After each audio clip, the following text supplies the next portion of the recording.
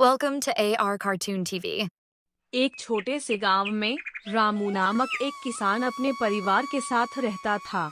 रामू की पत्नी का नाम सुमन था और उनके दो छोटे बच्चे थे, राधा और मोहन। उनका जीवन बहुत साधारण था, लेकिन उनके बीच स्नेह और सहयोग की भावना गहरी थी। रामू और सुमन सुबह सवेरे उठकर खेतों में काम करते थे।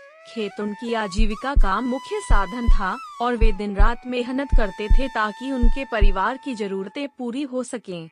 राधा और मोहन भी स्कूल से लौटकर माता पिता की मदद करते थे। राधा खेत में बीज डालने और पानी देने में मदद करती थी, जबकि मोहन गायों को चराने और दूध निकालने का काम करता था। एक दिन गांव में एक बड़ी आंधी आई।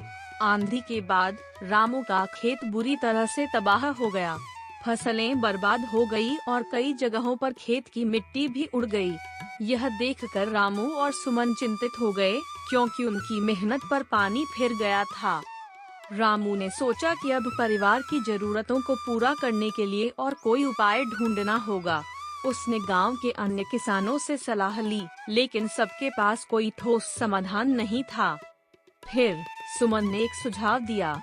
उसने कहा, हमारी मेहनत की कोई कीमत है। हमें अपने खेत की मिट्टी को पुनर्जीवित करने के लिए कुछ नई विधियां अपनानी चाहिए।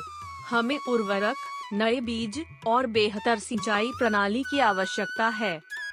सुमन की बात मानते हुए रामू ने कुछ नया करने का निर्णय लिया।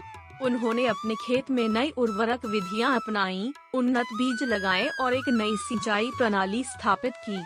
इसके लिए उन्होंने थोड़ी अतिरिक्त मेहनत की, लेकिन परिवार ने मिलकर काम किया और कठिनाइयों का सामना किया।